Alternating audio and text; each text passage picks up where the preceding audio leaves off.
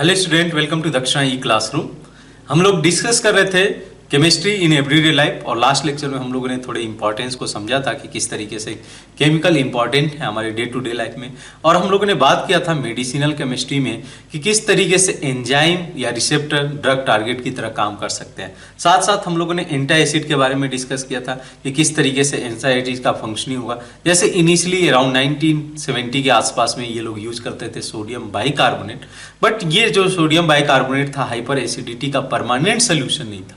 उसके लिए इन्होंने क्या देखा कि कुछ पर्टिकुलर कॉज देखा कि why there is hyper acidity in the stomach. उसके लिए देखा कि जो मॉलिक्यूल रिस्पॉन्सिबल है जो कि हिस्टामिन है, वो स्टमक सेल के साथ जो है इंटरेक्ट कर रहा है और जो है स्टिमुलेट कर रहा है जो जनरेशन ऑफ पेप्सिन है अलॉन्ग विथ एचसीएल।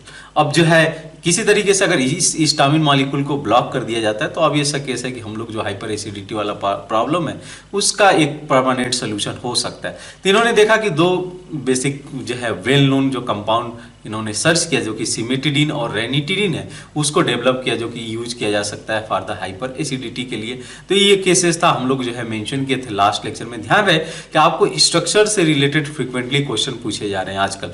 पहले ये होता था कि फंक्शन को लेकर क्वेश्चन पूछ दिया जाता था, जैसे सिमेटिडीन का फंक्शन क्या होगा, एंटी एसिड होगा या क्या होगा, इससे रिलेटेड क्वेश्चन पूछे जाते थे। बट आज के डेट में स्ट्रक्चरल फीचर्स को लेकर क्वेश्चन पूछ दिए जाते हैं कि कौन कौन से फंक्शनल ग्रुप प्रेजेंट है, उसमें कौन कौन से एटम प्रेजेंट है और कितने कायरल सेंटर प्रेजेंट है। इस तरीके से स्ट्रक्चरल फीचर्स को लेके क्वेश्चन फ्रीक्वेंटली आजकल बन रहे हैं। तो जब भी हम लोग मॉलिक्यूल्स को देखें, जो है मेडिसिनल मॉलिक्यूल को देखें, तो उसके स्ट्रक्चर पे एटलीस्ट आइडिया हो कि कौन कौन से ग्रुप प्रेजेंट है, किस तरीके का टेस्ट दे सकता है। ठीक है, तो आइए हम लोग बात करते हैं नेक्स्ट जो हम लोग का जो मेडिसिन है, नेक्स्ट जो कैटेगरी है दैट इज एंटी हिस्टामिन। अब एंटी हिस्टामिन का खासियत क्या है कि जो एंटी हिस्टामिन हम लोग बोलते हैं, पहले हम लोग समझे कि एंटी हिस्टामिन किस तरीके से फंक्शन करता है। पहले ये देख लेते हैं हिस्टामिन का रोल क्या होता है हमारे बॉडी में। जैसे हम लोग ने हिस्टामिन बोला कि ये जो हिस्टामिन था हम लोग कंसीडर किए कि स्टमक सेल के साथ इंटरेक्ट करके स्टिमुलेट कर दे रहा है एचसीएल और पेप्सिन के रिलीज को। वैसे ही अदर भी फंक्शनिंग होता है हिस्टामिन का अदर बॉडी पार्ट में। जैसे कि हिस्टामिन एक पोटेंट वैसोडाइलेटर होता है। वैसोडाइलेटर क्या बोलते हैं कि ये वाइडनिंग करने का काम करता है जो ब्लड वेसल्स होते हैं। तो ब्लड वेसल को जस्ट वाइड कर देगा सच दैट कि इजीली ब्लड पास कर पाए। तो हिस्टामिन का वही रोल होता है, ये हिस्टामिन वर्क करता है as a potent vasodilator. Next उसके साथ और क्या फंक्शनिंग हो सकती है कि it contract the smooth muscles in the bronchi and the guts. तो यहाँ पे क्या होता है कि जो स्मूथ मसल्स होते हैं उनको कॉन्ट्रैक्ट करने का काम करता है। ब्रोंकाई आप जो है फेफड़ों के अंदर जो ब्रांचिंग हुई रहती है वो हम लोग बोलते हैं कि दैट इज ब्रोंकाई। वैसे ही हम लोग बात करते हैं कि जो अदर मसल्स होते हैं उसको रिलैक्स कर देता है। तो जो है जो हिस्टामिन का मेन रोल है ये भी एक तरीके से कंसिडर किया जा सकता है। और क्या होता है कि histamine is also responsible for नसल कंजेशन। जैसे आपको सर्दियों में आता होगा सर्दी जुकाम, तो उसके लिए जो मॉलिक्यूल रिस्पॉन्सिबल है ना वो हिस्टामिन है। Histamine associated with the common cold, जो कि कॉमन कोल्ड जो नसल कंजेशन होता है कॉमन कोल्ड की वजह से, and allergetic response to the pollen. इन सभी में हिस्टामिन का एक अच्छा खासा रोल है। बेसिकली हिस्टामिन क्या करता है, एक सिग्नल देता है आप बॉडी को कि everything is not okay surrounding you. जैसे कि अगर मान लो आपको कॉमन कोल्ड हो गया तो अब ऐसा केस है कि उसको बॉडी किसी तरीके से रिफ्लेक्ट करेगा। और कैसे रिफ्लेक्ट करता है, नसल कंजेशन की वजह से कि हाँ नाक से जो है बहना शुरू हो गया, सर्दी हो गई। तो ये जो है इस पार्टिकुलर फिनोमिना जो अकर हो रहा है, बायोलॉजिकल प्रोसेस अकर हो रहा है, उसके लिए जो मॉलिक्यूल रिस्पॉन्सिबल है वो हिस्टामिन ही है। अब देखो अगर आपको चाहिए कि अगर मान लो कि नसल कंजेशन ना हो या कोई भी इन्वायरमेंट में चेंजेस हो और उसका इफेक्ट आपके बॉडी पे ना पड़े या सिग्नल ना बांटी जाए, तो उसके लिए आप क्या करोगे, हिस्टामिन के जो प्रोसेस है बायोलॉजिकल प्रोसेस को उसको ब्लॉक करना पड़ेगा। और ब्लॉक करने के लिए जो हम लोग मॉलिक्यूल यूज करते हैं दैट इज एंटी हिस्टामिन। तो हम लोग रोल ऑफ एंटी हिस्टामिन भी देख लेते हैं कि एंटी हिस्टामिन किस तरीके से बॉडी में रोल प्ले करता है। तो क्या काम करता है, तो anti histamine interfere with the natural action of histamine. जो नेचुरल एक्शन होगा हिस्टामिन का उसके साथ इंटरफियर करेगा, यानी कि उसको इनहिबिट करने का काम करेगा by competing with the histamine for the binding site of the receptor. यानी कि अब फाइट है हिस्टामिन और एंटी हिस्टामिन के बीच में कि कौन पहले जाकर बाइंड करता है जो रिसेप्टर का साइट है, where the histamine exert its effect. मतलब अगर मान लो कि बाइंडिंग साइट पे जाकर हिस्टामिन अटैच होगा तो अब ये केस है कि जो इफेक्ट है वो हम लोग को देखने को मिलेगा। बट अगर कोई और मॉलिक्यूल जो हम लोग ड्रग मॉलिक्यूल है उसको अगर हम लोग कंज्यूम करें और वो जाकर जो है बाइंडिंग साइट पे अटैच हो जा रहा है, तो अब इस केस है कि उस केस में हम लोग हिस्टामिन का जो इफेक्ट था वो नहीं देख पाएंगे। तो यहाँ पे जो सबसे बेस्ट एग्जांपल है अगर देखो आप तो, जो कि एंटी हिस्टामिन की तरह काम किया जाता है, जैसे ही ब्रोमोफेनिराम है और जो है एक है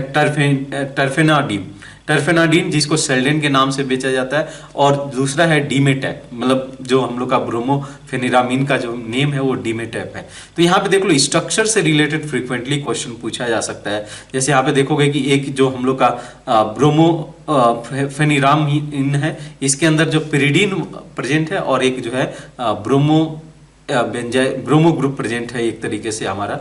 तो यहाँ पे जो स्ट्रक्चरल फीचर्स को लेकर जो है फ्रीक्वेंटली क्वेश्चन पूछा जाएगा। उसी तरीके से टर्फेंडीन को आप देख सकते हो कि इस केस में आपको जो है OH ग्रुप दिखेगा, तो दोनों के दोनों जो है फिनॉल नहीं है, एल्कोहल है। एक एक केस में 3 डिग्री है मीन्स, और एक एक केस में 2 डिग्री। तो बेंजाइलिक जो है एल्कोहल प्रेजेंट है, जो कि टेस्ट दे सकता है आपका लुकास रिएजेंट टेस्ट दे सकता है। वैसे ही टर्टरी ब्यूटाइल ग्रुप भी प्रेजेंट है। तो एक ग्रुप से रिलेटेड थोड़ा बहुत आपको आइडिया हो। दोनों के केस में देखोगे कि 3 डिग्री अमाइंस प्रेजेंट है, तो ऐसा क्वेश्चन पूछ सकता है ना कि which of the following drug content 3 degree amine. तो उस केस में आपको देखना पड़ेगा कि which structure content this type of group.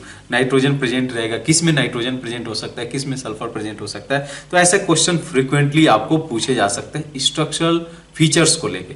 Next बात करते हैं, तो हम लोग जो है नेक्स्ट टाइप के मेडिसिन की बात करने जा रहे हैं, that is neurologically active molecule, जो मीन्स न्यूरॉन्स पे वर्क करे, न्यूरॉन्स की फंक्शनिंग पे इफेक्ट डाले, ऐसे मॉलिक्यूल्स को हम लोग बोलते हैं न्यूरोलॉजिकली एक्टिव ड्रग। तो इसमें आता है tranquilliser. Tranquilliser one of the important drug है, जो कि ये कैटेगरी ये आती है हमारे न्यूरोलॉजिकली एक्टिव ड्रग में। इसका इफेक्ट क्या होता है कि देखो कि जो मैकेनिज्म काम करता है ना, कि मैसेज ट्रांसफर करने का काम करता है bodies to one part to another part of the body, इसके लिए न्यूरॉन्स रिस्पॉन्सिबल होते हैं। तो अब ऐसा केस है कि this affect the message transfer mechanism from nerve two receptor, कि जो रिसेप्टर को सिग्नल जा रहा है थ्रू द नर्व, वो किसी तरीके से ये अफेक्ट करेगा जो ट्रांसक्विलाइजर है। तो ट्रांसक्विलाइजर किस कैटेगरी में आते हैं? Tranquilliser are the class of chemical compound use for the treatment of the straight and the mild stress हो गया, माइल्ड जो है मेंटल डिजीज हो गए, उसके लिए जो है ट्रीटमेंट के लिए यूज किया जा सकता है जो ट्रांसक्विलाइजर है। ठीक है, तो ये कोई भी जो है न्यूरो से रिलेटेड प्रॉब्लम है उसके लिए हम लोग जो है ट्रांसक्विलाइजर सजेस्ट करते हैं।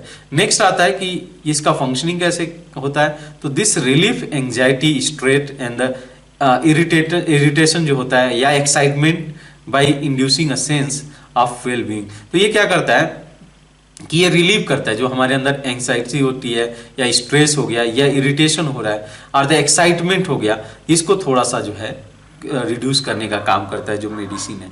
दे फॉर्म एसेंशियल कंपाउंड, और जो है यूज किया जा सकता है compound, they form essential compound of the sleeping pills, जो सोने मतलब एक तरीके से नींद के लिए जो गोलियां खाते हैं लोग, तो उसमें इनका अच्छा खासा रोल है, जो हम लोग बोल रहे हैं न्यूरोलॉजिकली एक्टिव ड्रग। ठीक है, न्यूरोलॉजिकली एक्टिव ड्रग का जो है पार्टिकुलर स्लीपिंग पिल्स के लिए एक अच्छा खासा रोल है। तो पहले हम लोग समझते हैं कि इसकी जरूरत क्यों, ऐसा क्यों हो रहा है कि बॉडी के अंदर नॉर्मल फंक्शनिंग नहीं हो पा रही। ठीक है, पहले इस चीज को समझ लेंगे, फिर हम लोग जो ड्रग्स हैं उनका जो है एप्लीकेशन देखेंगे, किस तरीके से बॉडी पार्ट में वर्क करेगा। पहले ये समझ लेते हैं कि बॉडी किस तरीके से फंक्शनिंग करता है, किस तरीके से हम लोग जो है ऑब्जर्व कर पाते हैं। तो इसके लिए जो मॉलिक्यूल रिस्पॉन्सिबल होता है ना, वो हम लोग बोलते हैं नॉर एड्रेलिन। ठीक है, तो नॉर एड्रेलिन जो रिस्पॉन्सिबल है, ये एक तरीके से न्यूरोट्रांसमीटर है। ठीक है, वो रोल प्ले करते हैं मूड चेंज करने में। जैसे आप कभी हैप्पी हो गए, कभी जो है थोड़ा सैड हो गए, तो उसके लिए जो मॉलिक्यूल रिस्पॉन्सिबल है वो नॉर एड्रेलिन रिस्पॉन्सिबल है। अगर ये प्रॉपर अमाउंट में बॉडी में रिलीज हो रहा है तो फंक्शनिंग आपका जो बॉडी है फंक्शनिंग इजीली अच्छे से करेगा। लेकिन अगर ये अच्छे से रिलीज नहीं हो रहा है तो अब ऐसा कैसे कि इन दैट केस आपको प्रॉब्लम हो सकती है और आपको इस तरीके से जो न्यूरोलॉजिकली एक्टिव कंपाउंड है उसका हेल्प लेना पड़ेगा। तो इसमें बात करें कि if the level of noradrenaline is low for the some reason, किसी भी रीजन की वजह से अगर इसका अमाउंट कम हो जा रहा है, then the signal sending activity become low, जो सिग्नल सेंड करने की एक्टिविटी है वो कम हो जाएगा, and the suffer from the depression. ऐसे लोग जो है डिप्रेशन से जो है एक तरीके से सफर करेंगे अगर नॉरएड्रेनालिन प्रॉपरली जो है ट्रांसफर नहीं हो पा रहा है किसी भी रीजन की वजह से। तो जो एक्टिविटी है, सेंडिंग एक्टिविटी सेंड करना है, वो अभी ऐसा कैसे उसको हम लोग जो है प्रॉपरली जो बॉडी है उसको सेंड नहीं कर पाएगा one part to another part. ठीक है, तो जो है अब क्या इसका सिचुएशन सोल्यूशन क्या है? ये तो बात हुई नॉर एड्रेनलिन का फंक्शनिंग किस तरीके से काम करता है बॉडी के अंदर, और किस तरीके से जो पर्टिकुलर सेंस है या हम लोग का जो मूड है वो चेंज होते रहता है बिकॉज ऑफ नॉर एड्रेनलिन। लेकिन अगर मान लो कंडीशन जनरेट हो गया, ऐसा ना चाहे कि ऐसा जनरेट हो, बट अगर ऐसा कंडीशन जनरेट हो जा रहा है तो कि बॉडी प्रॉपरली फंक्शनिंग नहीं कर पा रही है विथ रिलेटेड टू न्यूरॉन्स, तो उस केस में हम लोग को जो ड्रग सजेस्ट किया जाता है, मेडिसिन सजेस्ट किया जाता है, that is anti depressant drug. Generally उतना इसको सुटेबल नहीं माना जाता है, बॉडी के लिए साइड इफेक्ट भी होते हैं। तो यहाँ पे इनका रोल क्या होता है, ये कैसे फंक्शनिंग करते हैं? तो ये जो ड्रग है, this drug inhibit the enzyme with catalyse the degradation of नॉरएड्रेनलिन।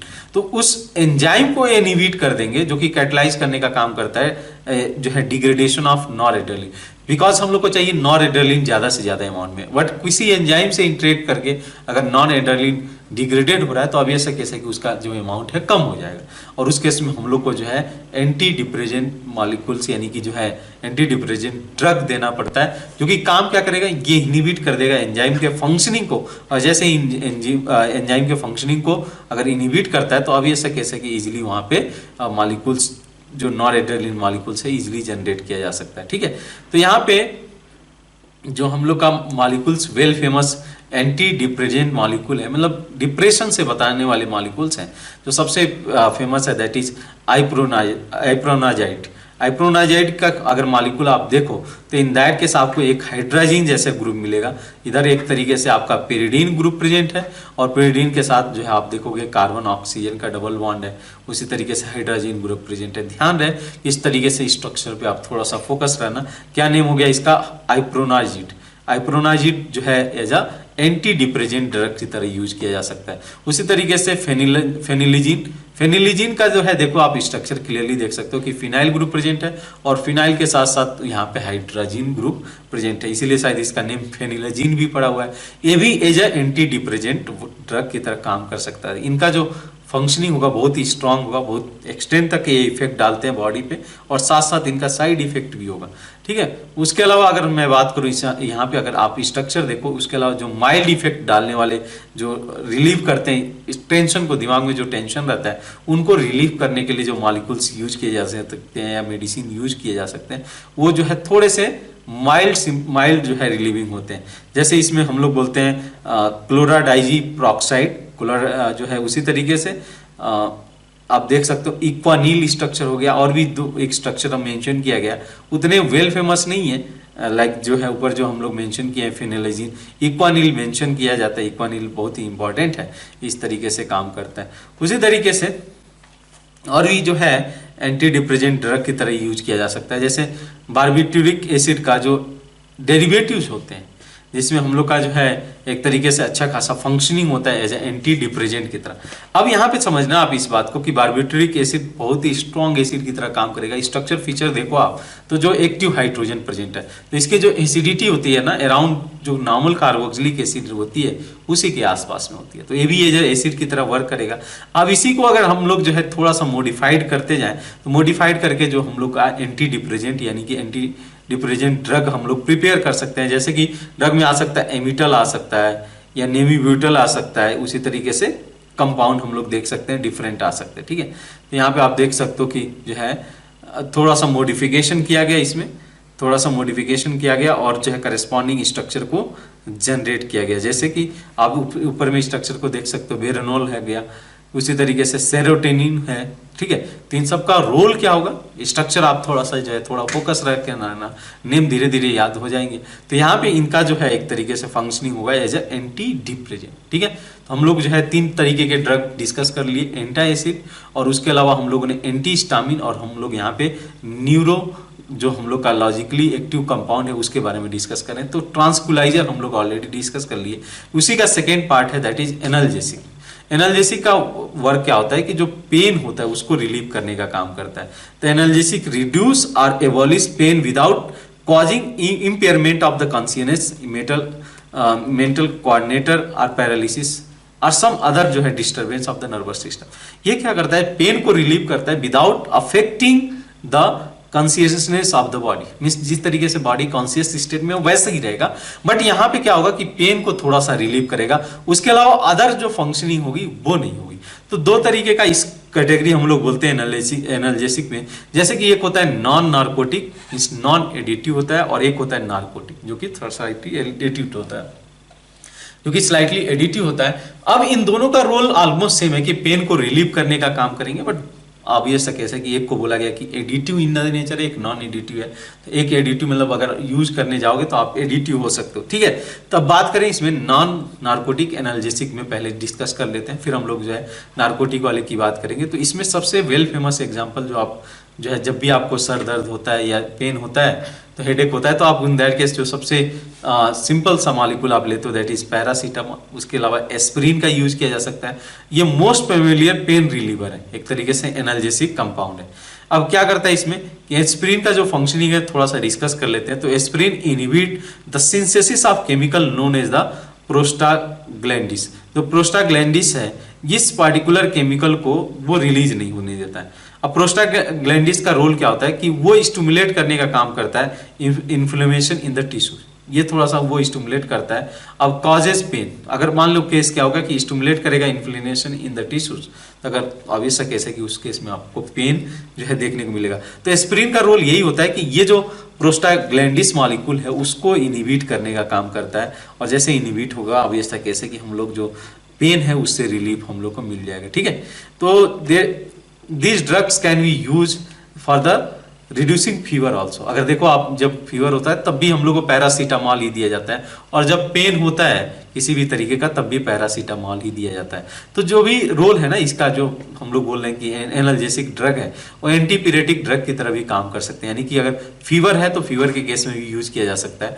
और साथ साथ एक और बहुत ही इंपॉर्टेंट इसका रोल होता है जो कि प्रिवेंटिंग द प्लेटलेट कोगुलेशन, ठीक है। तो प्लेटलेट कोगुलेशन को ये प्रिवेंट करते हैं, जो हम लोग का एस्पिरिन मॉलिक्यूल है ये प्लेटलेट के कोगुलेशन को जो है नहीं होने देते हैं। क्यों इंपॉर्टेंट है? बिकॉज अगर देखो हार्ट अटैक जो लोगों के भी आता है तो because of coagulation of platelets ही आते हैं, तो बिकॉज ऑफ प्लेटलेट्स ही आते हैं। तो अगर देखो आप because of its anti blood clotting action aspirin uses in the prevention of heart attack.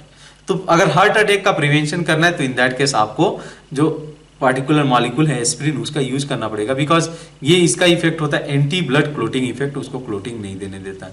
तो यहाँ पे दोनों का स्ट्रक्चर आपके सामने, एक एस्पिरिन वेल नोन मॉलिक्यूल है जिसके अंदर COH ग्रुप प्रेजेंट है, ध्यान रहे free carboxylic acid group present है, तो एसिडिक नेचर रखा रहेगा, और साथ साथ में आपको जो है दिखेगा कि एक एस्टर ग्रुप प्रेजेंट है। तो बेसिकली ये सैलिसिलिक एसिड का डेरिवेटिव होता है। आप जो है इसको प्रिपेयर किए होगे जब फिनॉल का रिएक्शन देखे होगे, वहां पे डिस्कशन में आया होगा। वैसे ही हम लोग बात करें सेकंड जो मॉलिक्यूल है वो पैरासीटामॉल है, जिसमें हम लोग का एसिटाइनिलाइड ग्रुप प्रेजेंट है along with OH group present है। तो ये तो रहा हम लोग का कौन सा कंपाउंड, ये रहा हम लोग का जो है कंसीडर करते हैं नॉन नार्कोटिक ड्रग या नॉन एडिटिव ड्रग। उसके अलावा दूसरा होता है नार्कोटिक एनाल्जेसिक। नार्कोटिक एनालिसिस का क्या होता है कि अगर स्मॉल डोज में लिया जाए तब तो ठीक है, मतलब रिलीव करेगा पेन को और स्लीपनेस लाएगा। तो drug that is a small doses bring the sense, जो सेंस है उसको थोड़ा सा डल कर देगा, रिलीव करेगा पेन को। ऑब्वियस सा केस है कि bring a slip on, sleep को ब्रिंग लाएगा, तो मतलब स्लीपनेस आ सकता है। वैसे ही बात करें तो ये कब होगा, जब हम लोग स्मॉल अमाउंट में यूज करेंगे। लेकिन अगर बहुत लार्जर अमाउंट में अगर यूज किया जा रहा है इस कंपाउंड को तो ये डेंजरस हो सकता है, इसका डेंजरस इफेक्ट हो सकता है। तो जो पार्टिकुलर मार्फिन मॉलिक्यूल है, आपने सुना होगा मार्फिन यूज किया जाता है as a medicine for the treatment of pain को रिलीव करने के लिए यूज किया जाता है बहुत स्मॉल अमाउंट में। लेकिन वही देखा जाए हीरोइन और कोडेनिन ये दो मॉलिक्यूल हैं जो कि एडिटिव इन द नेचर होते हैं। एडिटिव इन द नेचर होते हैं मीन्स अगर इसको आप ऐड कर रहे हो तो अगर इसको कंज्यूम कर रहे हो तो एडिटिव नेचर इसका आ सकता है। तो यहाँ पे जो यूज किया जाता है, जैसे मार्फिन का जो मेनली यूज होता है ये पोस्ट ऑपरेटिव पेन होता है, जो पोस्ट ऑपरेशन के बाद जो पेन होता है उसको रिलीव करने के लिए जो मेडिसिन यूज किया जाता है ये हमारा एनाल्जेसिक जो है मेडिसिन होता है। उसके अलावा कार्डियक पेन होता है, उसको रिलीव करना होगा तो कार्डियक पेन को रिलीव करने के लिए भी हम लोग किस एनाल्जेसिक मॉलिक्यूल्स को यूज कर सकते हैं। और पेन जो हम लोग का टर्मिनल कैंसर होता है उसमें जो पेन आता है, उस पेन को भी रिलीव करने के लिए small amount of narcotic analgesic का यूज किया जा सकता है। बिकॉज जो नॉन नार्कोटिक ड्रग्स होंगे उनका थोड़ा सा इफेक्ट कम ही होता है, उतना ज़्यादा इफेक्टिव नहीं होते हैं अगर पेन को ग्रेटर एक्सटेंट तक रिलीव करना है। लेकिन जो नार्कोटिक एनाल्जेसिक होते हैं उनका जो इफेक्ट होता है बहुत ज़्यादा होता है बॉडी पे और पेन को ग्रेटर एक्सटेंट तक रिलीव करते हैं, बट तब तक कि जब तक इसको स्मॉल अमाउंट में लिया जा रहा है। अगर लार्जर अमाउंट में लिया जाएगा तो बहुत ही एडिटिव इन द नेचर होंगे, इस वजह से इसको प्रीफर नहीं किया जा सकता है। तो एक बार इसका स्ट्रक्चर देख लो, मॉर्फिन का स्ट्रक्चर देख लो, साथ साथ में हम लोगों ने मेंशन किया हुआ है दैट इज कोडेनिन का मॉलिक्यूल का स्ट्रक्चर है और हीरोइन मॉलिक्यूल का है। तो ये थोड़े से डेरिवेटिव्स हैं, मॉर्फिन के ही डेरिवेटिव्स हैं, जो कि बोला जा सकता है कि और ज़्यादा एडिटिव इन द नेचर होते हैं, तो सजेस्टेबल नहीं होता है कि इसको कंज्यूम किया जाए। जो हम लोग का मॉर्फिन मॉलिक्यूल है वो आप एक बार स्ट्रक्चर देख लो कि इसके अंदर जो है OH ग्रुप प्रेजेंट है, लाइलिक और फिनोलिक दोनों ग्रुप प्रेजेंट हैं। तो इस केस में आपको जो है लुकास रिएजेंट टेस्ट भी देखने को मिलेगा और फेरिक क्लोराइड टेस्ट भी देखने को मिलेगा। वैसे ही पूछा जा सकता है नंबर ऑफ रिंग कितने प्रेजेंट है, तो क्लियरली देख सकते हो 5 रिंग प्रेजेंट है। और साथ साथ में यहाँ से पूछा जा सकता है कि कितने नाइट्रोजन एटम प्रेजेंट है, ऑक्सीजन एटम प्रेजेंट है। ये फ्रीक्वेंटली क्वेश्चन आजकल पूछे जा रहे हैं, इसलिए मैं बार बार जब भी स्ट्रक्चर आ रहा है तो थोड़ा सा इस पर इंफेसिस कर रहा हूँ कि ताकि आप स्ट्रक्चर को देखते जाओ कि कौन कौन से फंक्शनल ग्रुप प्रेजेंट है। एग्जैक्ट स्ट्रक्चर याद ना हो तो कोई दिक्कत नहीं है, बट कौन कौन से फंक्शनल ग्रुप प्रेजेंट है, कौन कौन से एटम प्रेजेंट है और कौन कौन से टेस्ट ये दे सकते हैं लैब में, ये जानना आपको जरूरी है। ठीक है, तो ये रहा हम लोग का जो है न्यूरो, जो हम लोग लॉजिकली एक्टिव कंपाउंड है, इसके बारे में डिस्कशन किया। नेक्स्ट हम लोग मूव करेंगे दैट इज एंटी माइक्रोबियल। ठीक है, जो एंटी माइक्रोबियल ड्रग्स होते हैं जो कि एक तरीके से बैक्टीरिया को किल करने का काम करते हैं या फंगस को किल करने का काम करते हैं, उस कैटेगरी में हम लोग देखते हैं। तो यहाँ पे देखो कि disease in the human being causes by the micro organism. जो डिजीज हैं वो कॉज किए जाए माइक्रो ऑर्गेनिज्म की वजह से। जो अभी तक डिजीज था वो हम लोग खुद की वजह से क्रिएट किए हुए हैं, चाहे वो एसिडिटी का हो जाए या अदर जो हम लोग एनाल्जेसिक ड्रग यूज करें, तो अब ऐसा कैसे वो बॉडी का ही एक तरीके से रिफ्लेक्शन है। बट जो एक्सटर्नल रिएजेंट है वो भी तो इफेक्ट कर सकते हैं बॉडी को। जैसे इसमें सबसे इंपॉर्टेंट होता है माइक्रो ऑर्गेनिज्म। अगर ये माइक्रो ऑर्गेनिज्म आप जो है एक तरीके से डिजीज क्रिएट कर सकते हैं ह्यूमन बीइंग के अंदर, तो इसीलिए इसको अगर हम लोग को बचाना हो तो इन दैट केस इनसे बचना हो तो obvious case anti microbial drug use किया जाएगा, जो कि क्या करेंगे, ये टेंड्स टू डिस्ट्रॉय और prevent the development of inhibit the pathogenic action. दो तरीके से काम कर सकते हैं, या तो उसको किल कर देंगे, जो माइक्रो ऑर्गेनिज्म है वो बैक्टीरिया भी हो सकता है, फंगस भी हो सकता है, वायरस भी हो सकता है, तो वो क्या करेंगे, या तो माइक्रोब को किल कर सकते हैं या प्रिवेंट कर सकते हैं उनके डेवलपमेंट को by inhibit the their pathogenic action, या उसके जो फंक्शनिंग है, बायोलॉजिकल फंक्शनिंग है, उसको इनहिबिट कर देंगे, तो अब ये केस हम लोग उससे बच सकते हैं। जैसे अब माइक्रोब के टाइप पे डिफरेंट नेम हो सकते हैं। जैसे अगर बैक्टीरिया से इफेक्ट किया जा रहा है, बैक्टीरिया अगर इफेक्ट कर रहा है आपके डिजीज के लिए रीजन रिस्पॉन्सिबल है, तो उसको लिए जो ड्रग यूज किया जाएगा वो एंटी बैक्टीरियल ड्रग यूज किया जाएगा। अगर फंगी है तो उसके लिए एंटी फंगल यूज किया जाएगा, वायरस है तो एंटी वायरल, और उसी तरीके से अगर अदर पैरासाइट्स हैं, किसी तरीके से एक्सटर्नल रिएजेंट है, तो उस केस में आपको जो है एंटी पैरासिटिक ड्रग का यूज करना पड़ेगा। तो आइए बात करते हैं इसमें एंटीबायोटिक। ठीक है, इसी के अंदर ही आ रहा है हम लोग का जो एंटीबायोटिक वाला है, एंटी माइक्रोबियल्स केस में। तो एंटीबायोटिक्स किसके लिए यूज किया जाता है, आर यूज्ड जो है जो माइक्रोब्स हैं उनको किल करने के लिए, तो are use as the drug there, अगर देखा जाए low toxicity for the human. इसका जो टॉक्सिटी होता है बहुत लो होता है ह्यूमन बीइंग के लिए, बट जो माइक्रोब्स होते हैं बिकॉज एक स्मॉल ऑर्गेनिज्म है, तो अब ये ऐसा कैसे कि उनपे जो फंक्शनिंग होगा इन ड्रग का, एंटीबायोटिक ड्रग का ग्रेटर एक्सटेंट तक होगा। तो यहाँ पे जो फंक्शनिंग होता है, वहाँ पे जो फंक्शन काम करता है ग्रेटर एक्सटेंट तक काम करता है, यानी कि जो टॉक्सिटी होगी वो हाइयर होगी फॉर द माइक्रो ऑर्गेनिज्म के लिए, बट ह्यूमन के लिए उतनी टॉक्सिटी नहीं होगी। तो ये केस होता है एंटीबायोटिक का। इनिशियली जो एंटीबायोटिक्स था ना, उसको क्लासिफाई किया गया, मतलब एक तरीके से डिफाइन किया गया, तो chemical substance produce by micro organism, जिसमें कि बैक्टीरिया हो सकता है, फंगस हो सकता है, इसी तरीके से कंपाउंड हो सकते हैं, दैट इनहिबिट द ग्रोथ और destroy of the micro organism. मतलब एक माइक्रो ऑर्गेनिज्म का यूज करते हैं अनदर माइक्रो ऑर्गेनिज्म को किल करने के लिए, तो यहाँ पे उनका रोल हो सकता है, वो एंटीबायोटिक हो सकता है। ठीक है, तो यहाँ पे हम लोग उसको बोलते हैं जो है इनिशियली जो डिफिनीशन गया था एंटीबायोटिक, लेकिन बाद में सिंथेसाइज किया गया। तो सिंथेसाइज करने के बाद थोड़ा सा डिफिनीशन में चेंज हो गया, तो क्या बोला गया कि an antibiotic now refer to a substance produce wholly or partially by the chemical synthesis which is low concentration, inhibit the growth or destroy the microorganism by intervention in the metabolic process। वो क्या करेंगे कि जो कोई भी synthesis हो गया या प्रोड्यूस किया गया कंपाउंड है, वो क्या करेंगे कि इन दैट केस जो concentration which is low concentration, ध्यान रहे लो कंसेंट्रेशन में, इनहिबिट द ग्रोथ और destroy the micro organism by the जो मेटाबॉलिक प्रोसेस करेंगे जिसकी वजह से इनका ग्रोथ हो रहा है माइक्रो ऑर्गेनिज्म का, उसको वो डिस्ट्रॉय कर देगा या इनहिबिट कर देगा, जिसकी वजह से जो ग्रोथ है वो भी इनहिबिट किया जा सकता है। ठीक है, तो सबसे पहले इसमें जो रोल प्ले करते हैं जो साइंटिस्ट हैं इनके डेवलपमेंट में, जो एंटीबायोटिक ड्रग है उसके डेवलपमेंट में, ये थे हमारे जो है पॉल एरिक डेवलप किए इन्होंने एक कंपाउंड जो कि आर्स फेनेराम कहलाए, फेनेरामिन, आर्सेनिक से बेसिकली ग्रुप होगा तो आर्स फेनेरामिन नोन एज द सल्वरेसम। ठीक है, ये थोड़ा सा नेम इसके प्रोनाउंसिएशन आप देख लेना, इसको बोलते हैं सल्वरेसम। फॉर द ट्रीटमेंट ऑफ अगर इसको ट्रीट सिफिलिस जो होता है कि एक एंटीबैक्टीरियल ड्रग है, उसके ट्रीटमेंट के लिए इन्होंने जो है ये ड्रग सिंथेसाइज किया। ठीक है, ऑल दो जो सल्वरेसम है ये जो है टॉक्सिक इन द नेचर होगा ह्यूमन बीइंग के लिए, बट जो बैक्टीरिया है उसको और ग्रेटर एक्सटेंट तक काम करते हैं। ह्यूमन बीइंग के लिए भी टॉक्सिक है और ग्रेटर एक्सटेंट तक और ज्यादा टॉक्सिक है फॉर द बैक्टीरिया। तो इन्होंने देखा कि इसमें क्या ग्रुप प्रेजेंट है, आर्सेनिक आर्सेनिक का डबल बॉन्ड प्रेजेंट है।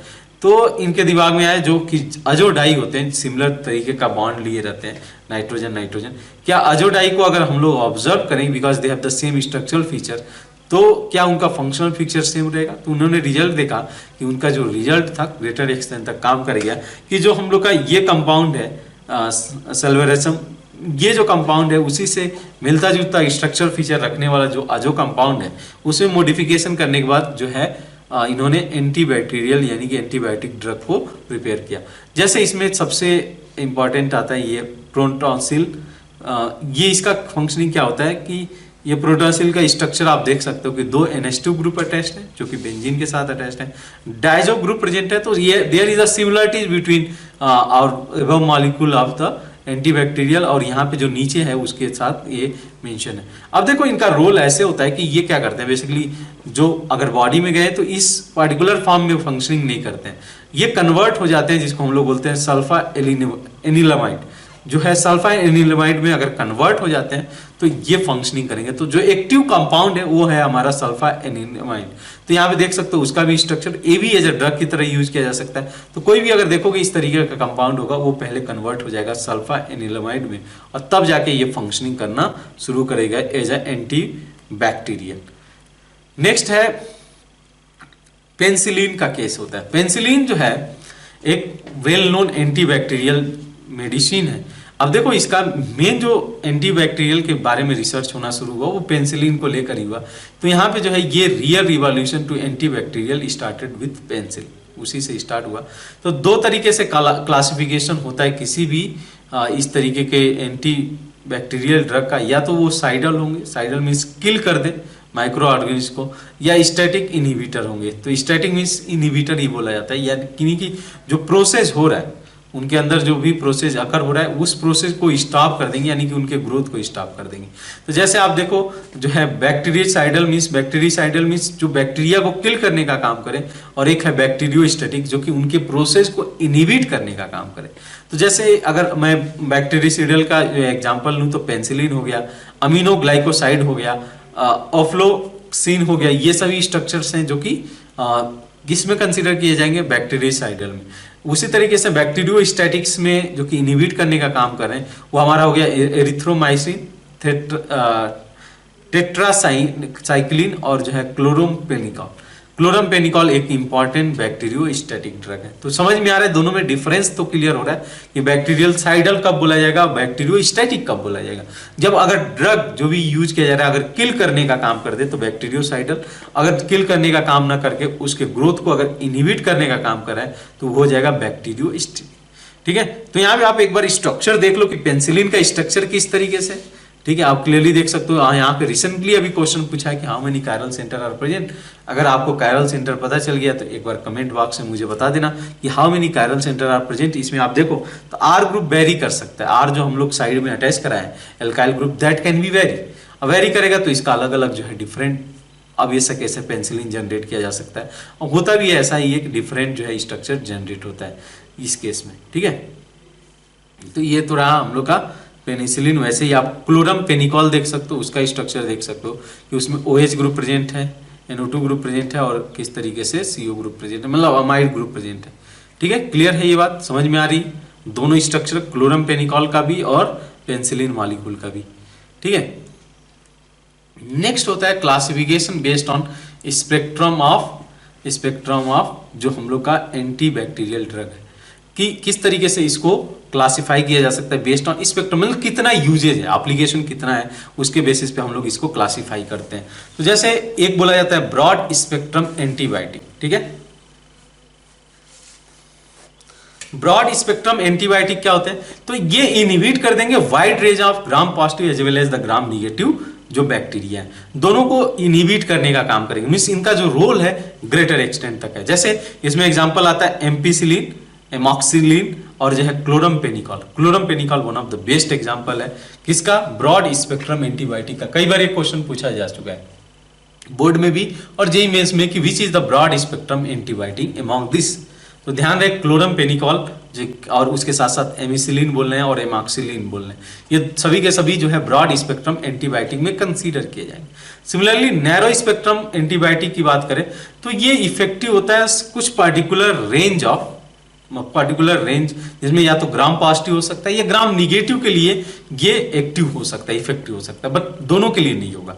वैसे ही कहीं कहीं पे हम लोग लिमिटेड स्पेक्ट्रम एंटीबायोटिक की बात करते हैं, तो लिमिटेड स्पेक्ट्रम एंटीबायोटिक वो होते हैं जो कि एक ही पर्टिकुलर बैक्टीरिया को किल करने का काम करेंगे। ठीक है, सभी बैक्टीरिया को किल करने का काम नहीं करेंगे। तो ये 3 कैटेगरी है, एक तो जो है किसी के लिए भी मैक्सिमम केसेस में यूज हो जाएंगे, और दूसरा है हम लोग का नैरो स्पेक्ट्रम, और तीसरा हो जाएगा दैट इज लिमिटेड, तो यानी कि कुछ बैक्टीरिया को किल करेंगे, सभी को नहीं किल कर पाएंगे। देन जो आता है इसमें एंटीसेप्टिक आता है। एंटीसेप्टिक का केस क्या होता है कि it are chemicals which either kills और prevent the growth of micro organism, या तो उसको किल कर दे माइक्रो ऑर्गेनिज्म को या प्रिवेंट करने का काम करें। ठीक है, तो antiseptic are applied on the living tissues, दोनों का एप्लीकेशन अलग अलग है। जब हम लोग बात करें एंटीसेप्टिक में, तो एंटीसेप्टिक में क्या होगा कि ये applied on the living tissue such as the on cuts, जो हम लोग का चोट लग जाता है तो बोला जाता है कि आप एंटीसेप्टिक का यूज करो।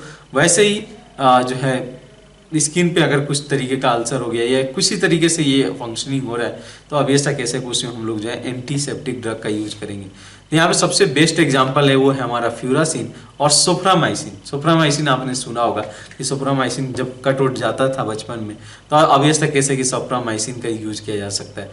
अगर वो नहीं सुना है, डिटॉल तो आपने सुना होगा, जो डिटॉल लिक्विड होता है। तो डिटॉल लिक्विड है क्या, तो ये मिक्सचर है क्लोरॉक्सिनॉल का और टर्मिनॉल का। ध्यान रहे दोनों नेम आपको पता होना चाहिए और स्ट्रक्चर भी पता होना चाहिए कि व्हाट इज द क्लोरॉक्सिनॉल एंड टर्मिनॉल।